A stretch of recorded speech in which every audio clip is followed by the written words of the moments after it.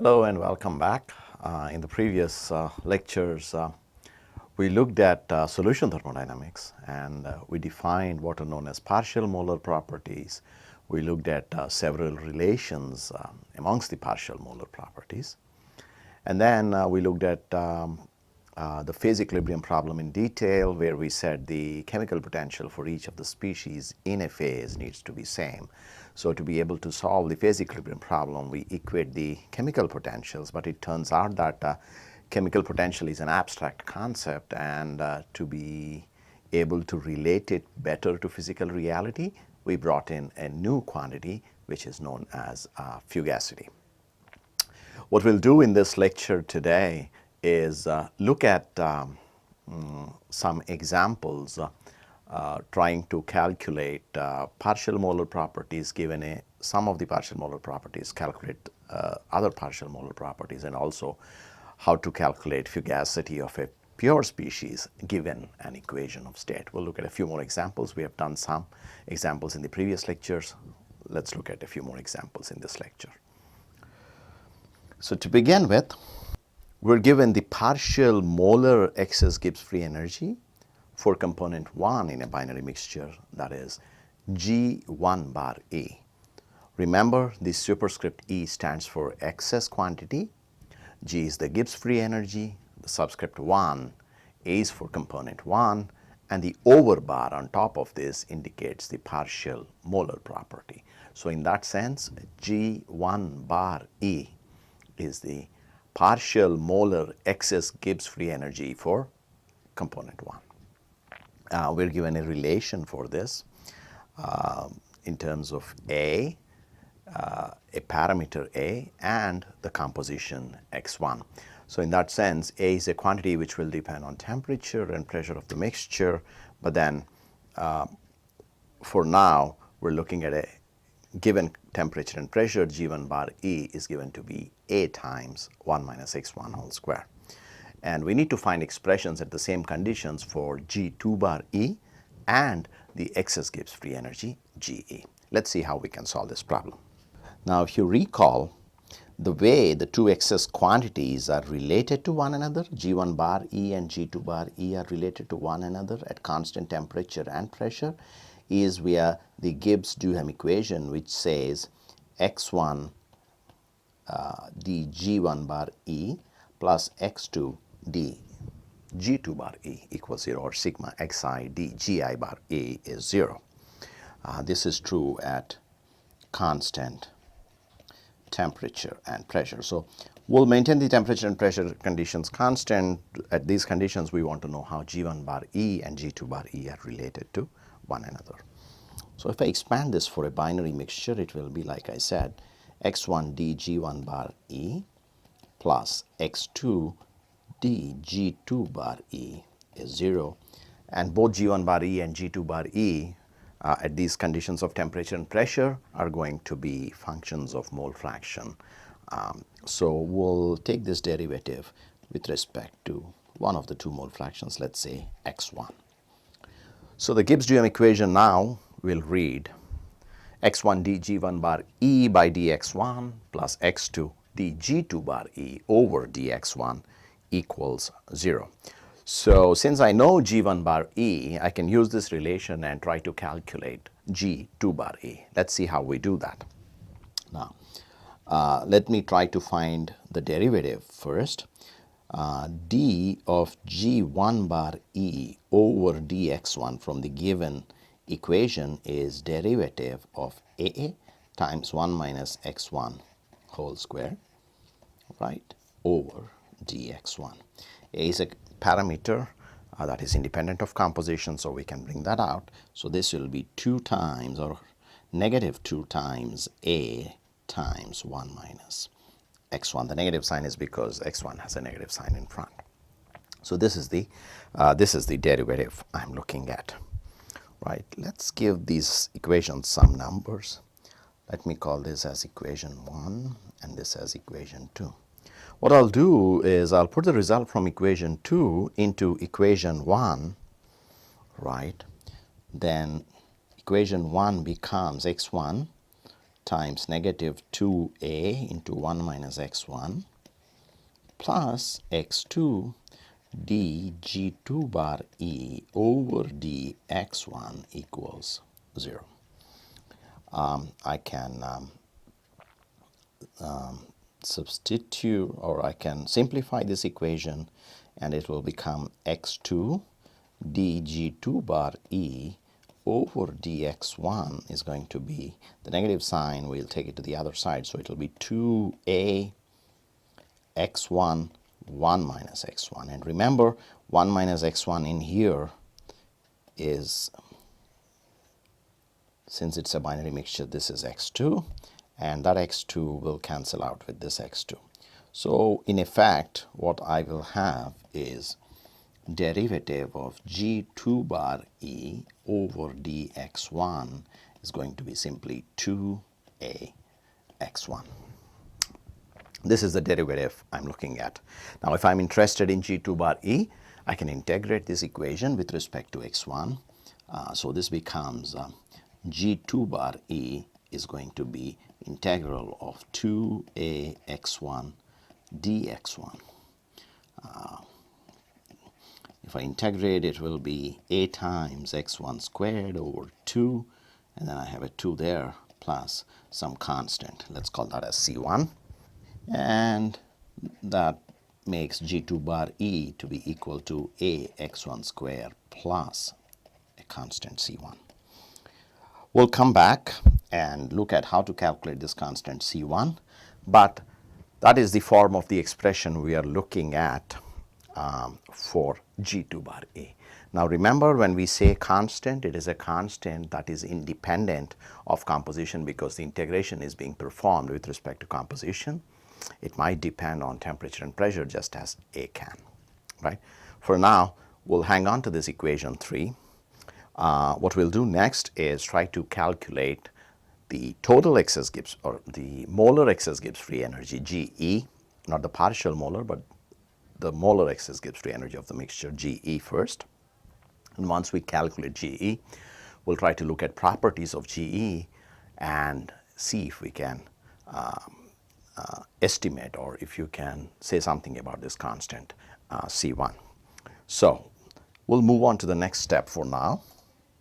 To get the molar property of the mixture GE, we'll use what we called as the summability relation earlier. And if you recall, for a multi-component mixture, the summability relation is given by sigma xi g I bar E. Some of the partial molar properties weighted with the appropriate mole fractions. Now for a binary mixture, which is our case of interest here, it will be x1 g1 bar E plus x2 g2 bar E. This is the excess Gibbs free energy. For the mixture, I have expressions for both g1 bar E and g2 bar E. So let me bring those two equations here.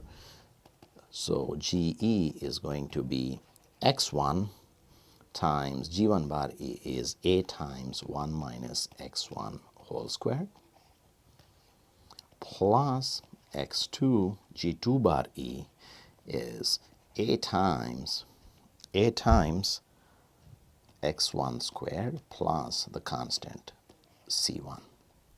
Now remember, we said this quantity in the first term, this quantity here is x2, because it's a binary mixture, x1 plus x2 is 1.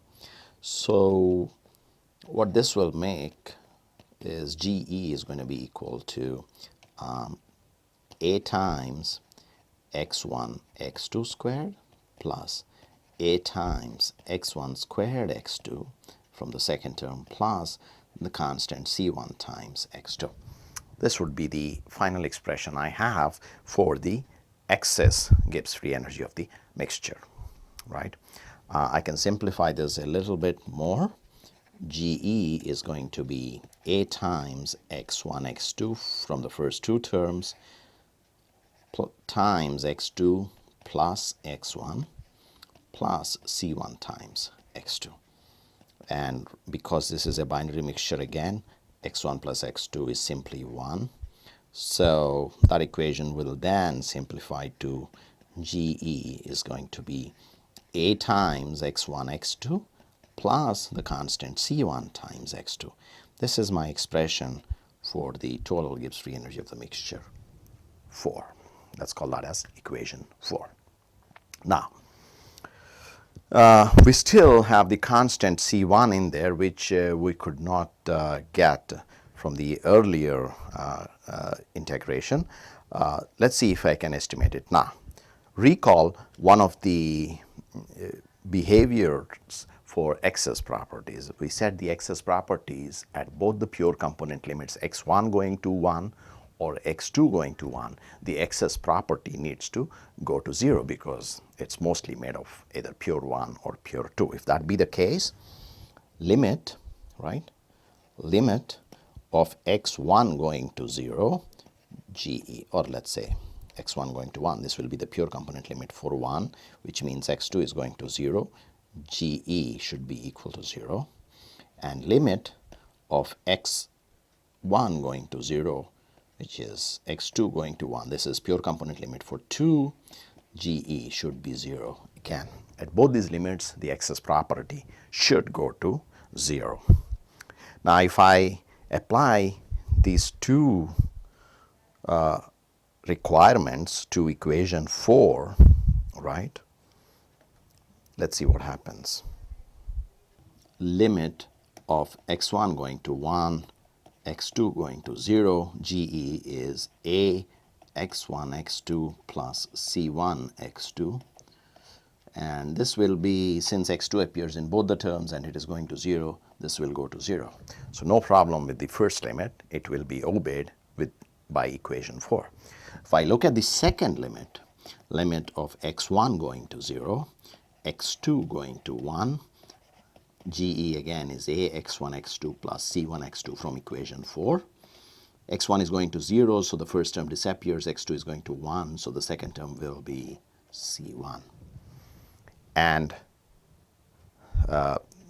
by the requirement for an excess property, this has to be 0, which implies the only way it can go to 0 is if this value of C1 will be 0. So that's how we estimate the constant C1.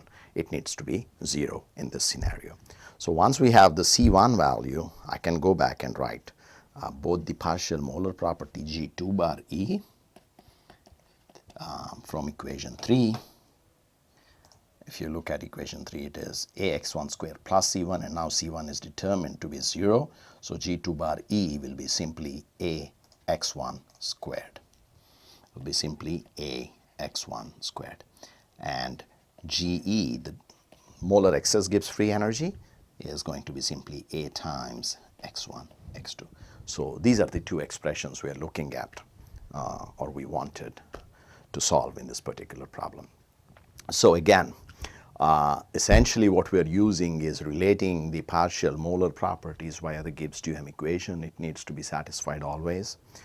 We're also imposing the thermodynamic requirements for the limits of at the limits of both the pure components, the excess property should go to 0, and that's how we obtain the constant C1, and the summability relation always needs to be obeyed. That's how we got GE from G1 bar E and G2 bar E. So that summarizes the approach to solving this particular problem. Let's look at another example. So in this problem, we're interested in deriving an expression for fugacity given the equation of state. Equation of state is given as P times V minus M is RT. Remember that for an ideal gas, PV is RT. For this particular gas, the equation of state is P times V minus M is RT. And we are interested in deriving an expression for fugacity. Now, if you recall, to do that, the way we handle this particular problem is to write the expression for the fugacity coefficient ln phi, and it turns out that this fugacity coefficient ln phi is related to the residual Gibbs free energy GR over RT. Now, this is for, of course, a pure species,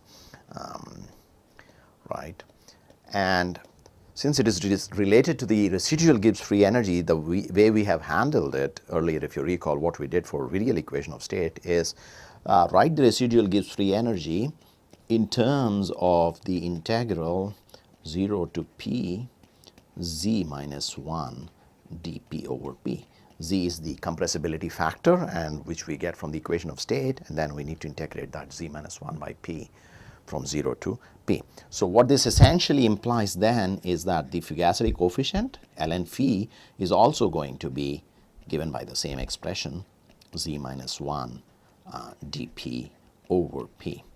So then to obtain Fugacity, we first calculate the Fugacity coefficient, and then since Fugacity coefficient is f over p, I can go back and write an expression for Fugacity.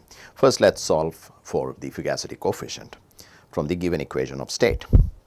So I'm going to start from this expression or equation 1, which relates the Fugacity coefficient to the compressibility factor. What I'll do is take the given equation of state and see if I can derive an expression for the compressibility factor. P times V minus M is RT, which implies P is going to be RT by V minus M. So this implies PV over RT is going to be V by RT times RT by V minus M. And if I cancel RT out, what I am left with is, on the left hand side, PV by RT is Z, and on the right hand side, RT cancels out, and what I have left is V by V minus M. And since I'm interested in Z minus 1, it turns out to be V by V minus M minus 1, which will be M over V minus M, right? So this is the value for Z minus 1. Now I'm going to use this expression for Z minus 1 in equation 1, but the challenge is that equation 1 is in terms of pressure, and equation 2, which gives me an expression for Z minus 1, is in terms of volume. So I cannot directly use this in 1. What I need to do rather is convert equation 2 in terms of pressure somehow and then put it back in equation 1. Let's see how I do that. Now remember, the equation of state itself is given by this expression here. Let's call that as expression A. So from A, 1 over V minus M is going to be P over RT, right? Let's call that as B.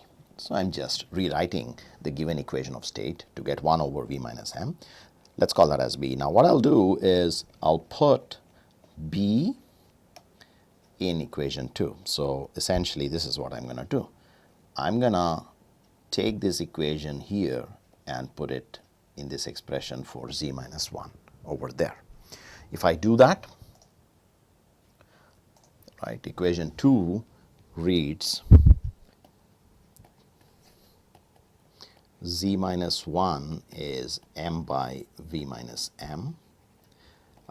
Equation B reads 1 by V minus M is 1 by V minus M is P over RT, right? So I'm going to put B in equation 2, which implies Z minus 1 is going to be M times 1 by V minus M is P over RT. So now I have rewritten Z minus 1 in terms of P alone, so I can easily use this equation in 1 to be able to integrate Z minus 1 with respect to P, right? So ln phi is, from equation 1, is integral 0 to P Z minus of 1 dP over P, and because Z minus 1 is M times P over RT, this will be 0 to P M times P over RT dP over P.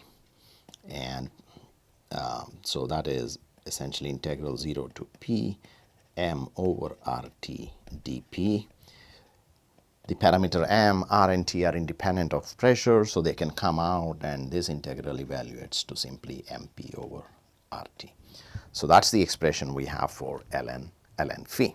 And if you recall, this is exactly identical to a virial equation of state with only the second virial coefficient. Now, once I have expression for ln phi, I can calculate phi, which is going to be exponential of mp over rt, and I can write phi as f over p. Fugacity coefficient is fugacity over the pressure. So the fugacity itself is going to be the pressure times exponential of mp over rt. So that's the expression I'm looking at for this particular scenario. Expression for fugacity in terms of the given equation of state, the pressure, the temperature, and the parameter for the equation of state, which is m. So there are a couple of tricks we have done to get this solution. The first thing is relate the fugacity to Gibbs free energy, and because of the residual Gibbs free energy, and because we already know the expression for residual Gibbs free energy in terms of the parameters for equation of state, I can rewrite ln phi in terms of z. That's the first thing we have done. And once we went on to obtain an expression for z minus 1 as in equation 2, we realized that I cannot use equation 2 directly in equation 1, because equation 1 is integration with respect to pressure, equation 2 is something we have in terms of volume. These are simple equations, so it is easy to perform the mathematical manipulation here to rewrite 2 in terms of pressure, which is what we have done. We have rewritten the given equation of state to get 1 over v minus m in terms of the pressure alone without involving any volume. Once I have that in equation B, I can go back, rewrite the expression for z minus 1, compressibility factor minus 1, in terms of P alone. And once I have it only in terms of P, I can come back and integrate this expression only in terms of P, obtain the final result, and then calculate the fugacity coefficient followed by the value for fugacity.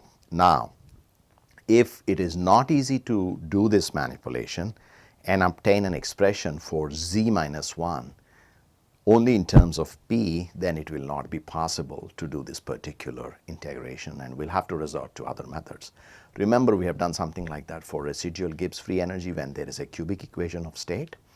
There we write the expression for residual Gibbs free energy in terms of volume only without bringing in the pressure. So it is important to have everything inside this integral for residual Gibbs free energy or the fugacity coefficient either only in terms of pressure without involving the volume, or only in terms of volume without involving the pressure. It is important to have it in one or the other way. Then we can go ahead and perform the integration to obtain the result we're interested in.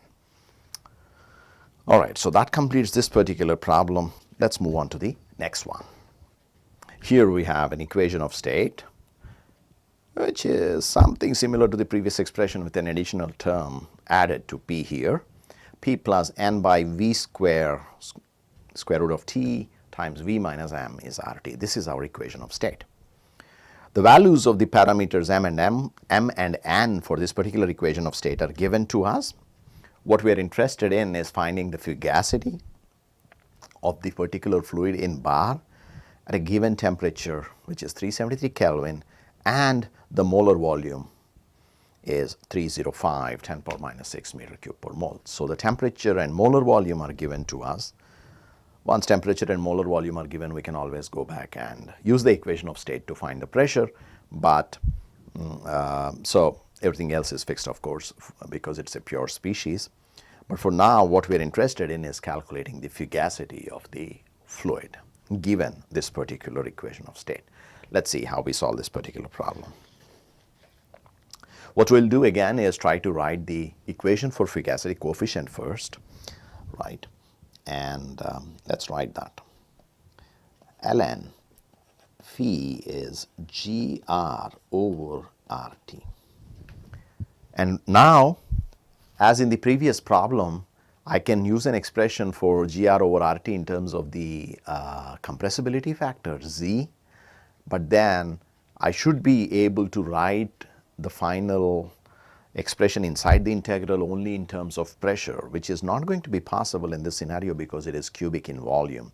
So we'll have to use the other expression we have derived earlier for the residual Gibbs free energy, and that expression, if you recall, was in terms of the density, and it is written as integral of 0 to rho, the density rho, which is inverse of the molar volume, z minus 1 d rho over rho plus z minus 1 minus ln z.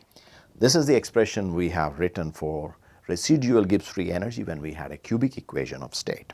We'll use that expression here, right? Now this is a cubic equation of state, but it does not fall in one of those 4 equations of state, cubic equations of state we had in the table. Although we can rewrite in that form with a little bit of manipulation, it's much easier, we handle it directly. The only 4 equations of state we had in the table were van der Waals, Redlich-Kwong, Sawyer-Redlich-Kwong, and Peng-Robinson, and this doesn't fall in one of those 4 categories. So what we'll do is take the expression for the residual Gibbs free energy directly in terms of density and try to use the equation of state and integrate to get an expression for ln phi. Once we have the expression, we'll plug in the numbers, calculate the Fugacity coefficient, and hence the Fugacity. All right, so this is the expression we start with, right? GR over RT is this integral. So to be able to do the integration, then I need to write z minus 1 only in terms of density, and I need to eliminate the pressure completely. And remember, like I said, density is 1 over the molar volume. So what I'll first do is rather write the equation of state in terms of density rather instead of the volume. So P plus n times rho square, because 1 over V square is rho square. The density is inverse of molar volume, square root of T, 1 over rho minus m. So m is molar density. Maybe we should write it down. Sorry, rho is molar density, right? Rho is molar density, and this is 1 over V. That's the expression we are using to rewrite the equation of state. This is RT, right? So if you rewrite this particular expression, then P plus n rho squared over square root of T times 1 minus m rho is going to be RT rho, right? And what we are interested in is the compressibility factor Z. So let's see if I can derive an expression for Z. Now Z is PV over RT, as you know, and this is going to be P over RT rho, then in terms of density. So we're interested in deriving an expression for this. So what I'll do is rewrite the equation of state. Let's move this to the top. Z is PV over RT, so that's going to be in terms of density, it will be P over RT rho. So we'll rewrite this P plus n rho squared over square root of T is going to be RT rho over 1 minus m rho. And that implies P is going to be RT rho over 1 minus m rho minus n rho squared by square root of T. And since we're interested in D, what I'll do is divide this by RT rho on both sides. P over RT rho is going to be 1 over 1 minus m rho. RT rho in the numerator and denominator get cancelled, minus n rho squared over RT rho square root of T. So this would be Z will be equal to 1 by 1 minus m rho minus n rho by RT to the power 3 over 2. Notice that I have cancelled the rho in the denominator with one of the rows in the numerator, so that leaves rho in the numerator. And then T times root T is T to the power 3 by 2. So this is the expression we have for Z, the compressibility factor from the given equation of state. We're interested in the integral z minus 1 d rho over rho, what I'll do is from this I'll first calculate z minus 1. So let's rewrite that expression we had for z. Z is 1 by 1 minus m rho minus n rho by RT to the power 3 over 2. Z minus 1 is going to be 1 by 1 minus m rho minus n rho by RT to the power 3 over 2 minus 1.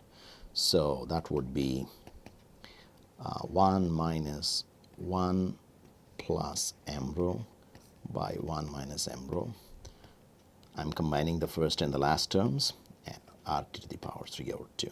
So z minus 1 then is going to be m rho by 1 minus m rho minus n rho by RT to the power 3 by 2. Now notice that z minus 1, I have written it only in terms of the density. There is no pressure term at all, so it is rather easy to integrate.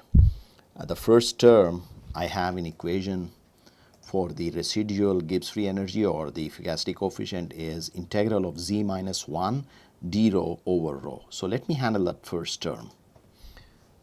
Integral of 0 to rho z minus of 1 d rho over rho is going to be integral of 0 to rho m rho by 1 minus m rho minus n rho by RT to the power 3 over 2 1 by rho d rho, right?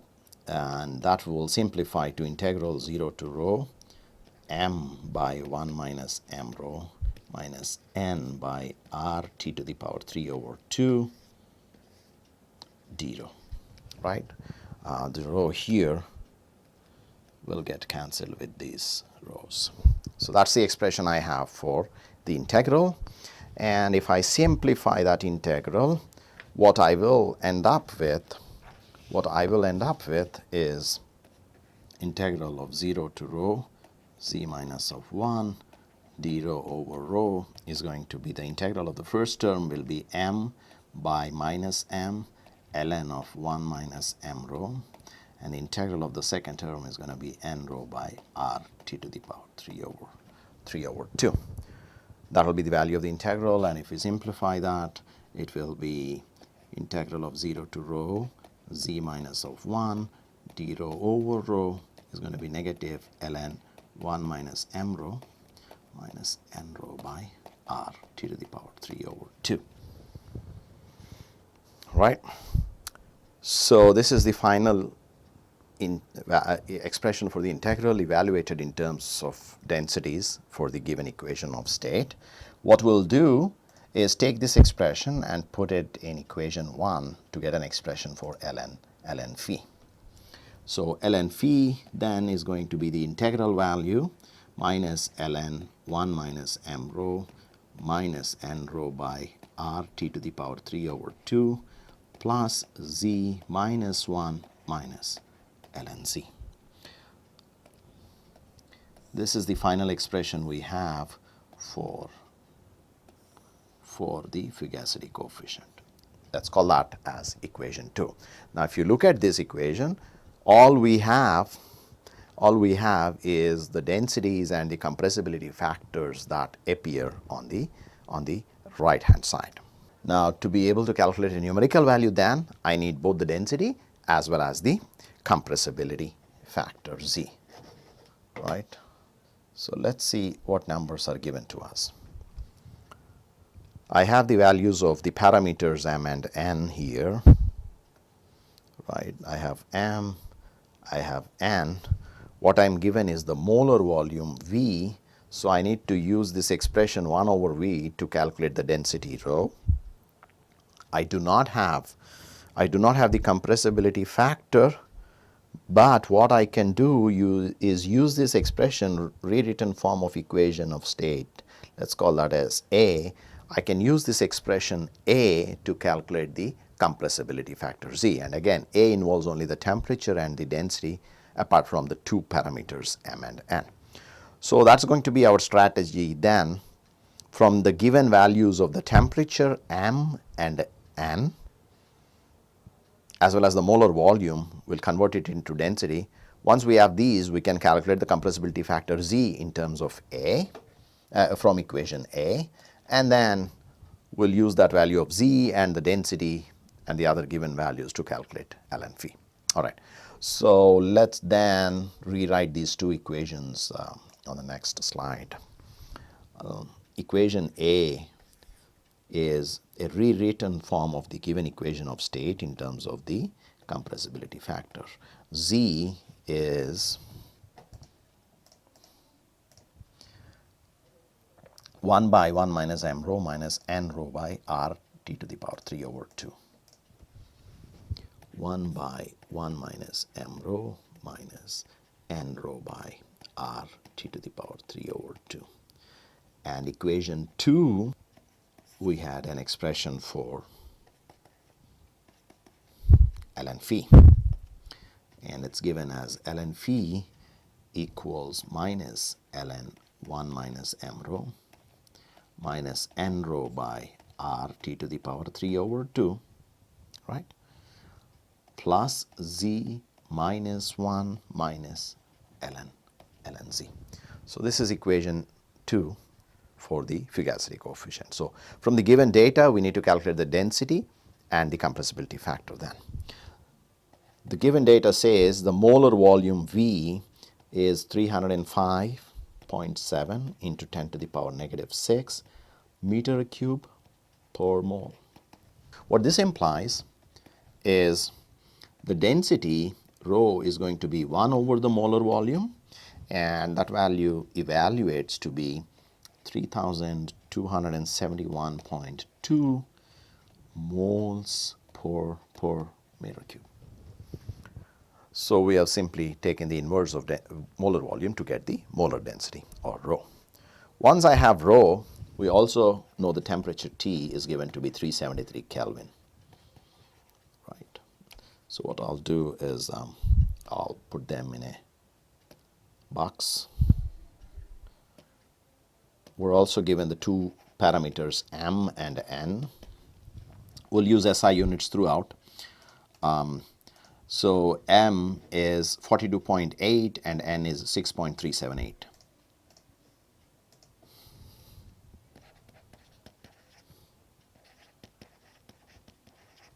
Into 10 power minus 6.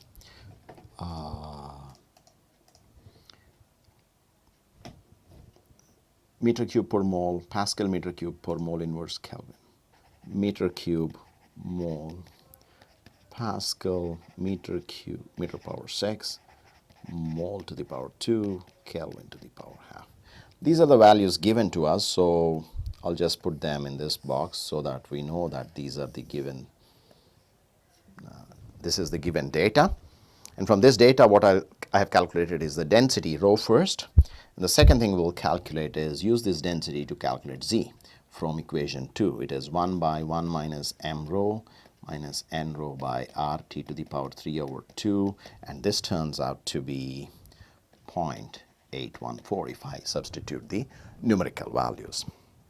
Once I have Z and rho, I can go back and use equation 2 to calculate ln phi. And that value of ln phi from equation 2 turns out to be negative 0.178, right, negative 0.178. And what that means is phi is going to be e to the power of this value, negative 0.178. That turns out to be 0.8371. So I've calculated the value of the Fugacity coefficient from the given information. The next thing we are interested in is in calculating the Fugacity. And recall that phi is F over P, which implies the Fugacity F is going to be the Fugacity coefficient times the pressure. I have the Fugacity coefficient, but I don't have the value for the pressure P, right? And what we'll do is we'll either use the given equation of state, or I can use the expression for the or the value of the compressibility factor to calculate the Fugacity coefficient, right? And if you recall, remember that the compressibility factor is related to the pressure. It is Z RT rho, right? Pressure is Z RT rho. I have values of everything else. So what I'll do is write this as phi times z r t rho, right? I have values for everything now. 0.8371 times z is 0.814 times r is 8.314 times t is 373 times rho is 3271.2, right? And if we simplify the numerical value, it turns out to be 69.16 into 10 power 5 pascals, or 69.16 bar. So that's the value of fugacity I'm looking for. So let's quickly summarize this problem, what we have done to obtain the value of the fugacity. We have taken the equation of state. We realized that this equation of state cannot be written only in terms of pressure because it is cubic in volume. So we have decided to use equation 1 for GR by RT, which is same as ln phi. And we have written the given equation of state in terms of density and obtained the value for the compressibility factor Z, and hence Z minus 1. Once we get that value, we ensure that Z minus 1 is only in terms of density, so that I can go back and use equation 1 to do the integration. We integrated it in terms of density and then used it to obtain the expression for ln phi. Once we have the expression, we have to calculate the numerical value. So we use the given data to obtain these numerical values. We had to do a couple of manipulations. One, to calculate density from the given molar volume. Two, to calculate the compressibility factor using the equation of state. And finally, to calculate fugacity, we realized that we didn't have the pressure. We rewrite it in terms of the compressibility factor Z, so that we have pressure, and from that we calculate the fugacity. So that completes this particular problem. Let's look at another example. What we are interested in is getting expressions for the following derivatives in terms of volume or enthalpy. ln Fi hat, right? If you recall, ln Fi hat is defined by this derivative. dgi is RTD ln Fi hat. The fugacity of species I in the mixture Fi hat is related to the Gibbs free energy Gi, dgi bar, or the partial molar Gibbs free energy, dgi bar, right? That's how we define the fugacity. It is related to the chemical potential. This comes directly from the definition for fugacity of species I in the mixture. Now, if I take the derivative with respect to pressure at constant temperature and x, right? The other way of writing it is d ln Fi hat is simply d of Gi bar 1 over RT. Now, if I am taking the derivative of this with respect to the pressure at constant temperature and x, derivative of ln Fi hat over pressure at constant temperature and x, and because temperature is constant, it can go into the derivative. So it will be derivative of Gi bar over RT over pressure at constant T and x. And if you recall the fundamental property relation, which I'll write at the top here, we said dgi bar is Vi bar, or dgi bar over RT is Vi bar over RT dP minus Hi bar over RT square dt plus sigma mu I dni. This is one of the forms of the fundamental property relations which we have written earlier. This is actually derivative of the total value Gi bar over RT. So now, if I'm interested in this derivative with respect to P at T and X, this should have been not dni, but sigma mu I dxi, right? We're writing the molar properties, so this would be rather xi. Now, if I take the derivative with respect to T and X, then the second and the third terms drop out, and the derivative with respect to pressure will simply be Vi bar over RT. And since this also happens to be the derivative for ln of Fi hat over P, that is what we have, right? This is for part A, right? Now, if I look at part B, it's not the derivative for the fugacity, but rather it is the derivative for the fugacity coefficient. Now, if you recall, the fugacity coefficient phi hat is related to Fi hat via this equation, YIP or XIP. Since we are writing using X for mole fraction, let's write it as XIP, right? Now, then dGi bar R will be related to d ln phi hat, right? So the residual Gibbs free energy will be related to the fugacity coefficient, or sorry, the partial molar residual Gibbs free energy rather would be related to the fugacity coefficient, whereas the partial molar Gibbs free energy is going to be related to the fugacity itself. So that's the only difference. And once we identify that difference, I could write the fundamental property relation for residual Gibbs free energy also, and that would simply add on a residual term on the top, right? A residual term there. At constant T and X, this term drops out anyway, right? That's the fundamental property relation at constant composition for a system, and hence the derivative with respect to pressure will simply be, and hence the derivative of ln phi hat with respect to pressure at constant T and X will be derivative of G I bar R over RT with respect to pressure at constant T and X, and that will simply be V I bar R over RT.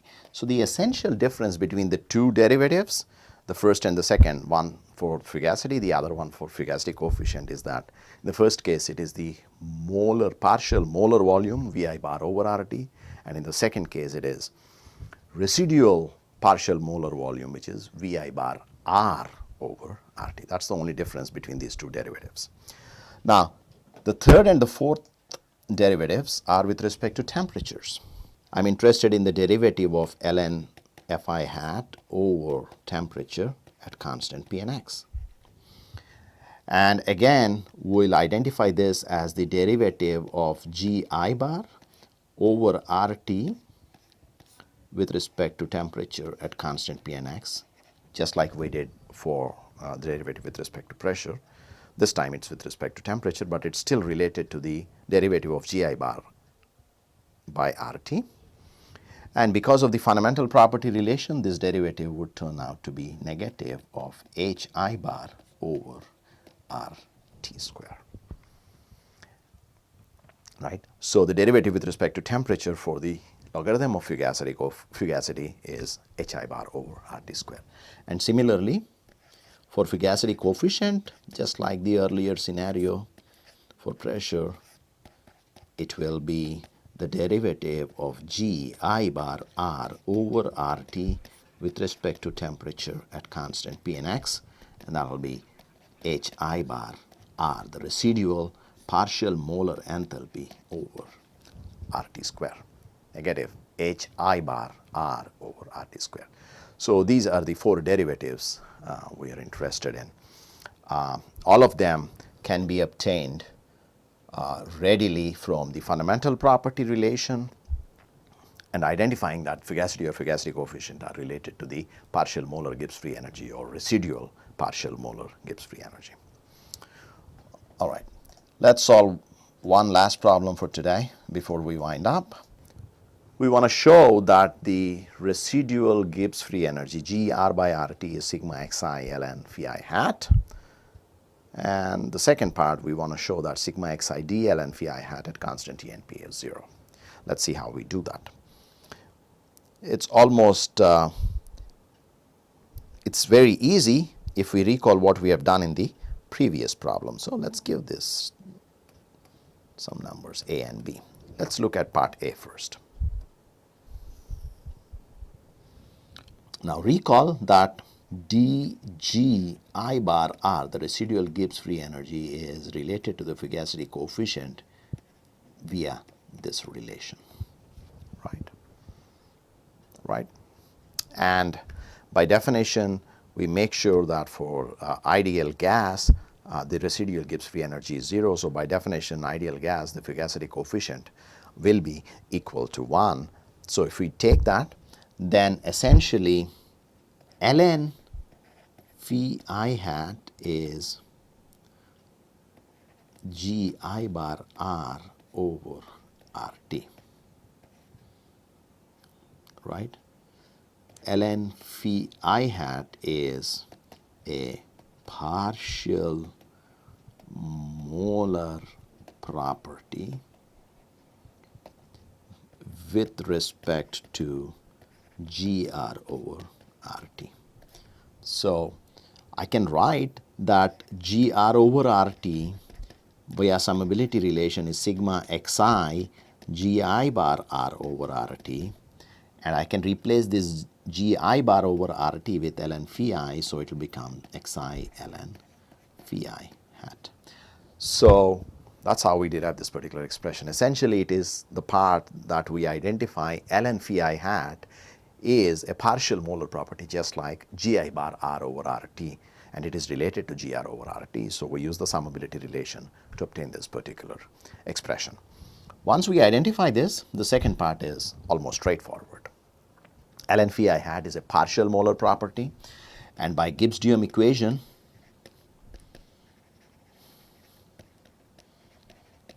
at constant temperature and pressure,